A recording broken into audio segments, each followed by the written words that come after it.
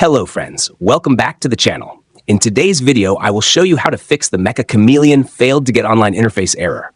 If you're trying to launch the game and keep getting this error message, then this video will help you solve the problem step by step. So without wasting any time, let's get started. First, open Windows Security on your PC.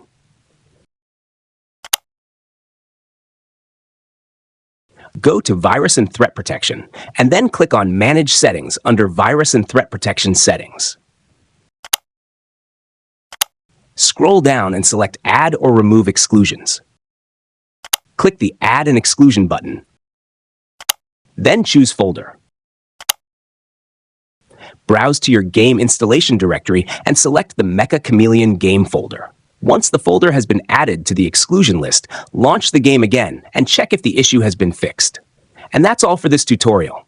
If this video helped you, please leave a like, subscribe to the channel, and turn on the notification bell so you never miss future updates and troubleshooting guides. Thank you so much for watching, and I'll see you in the next video.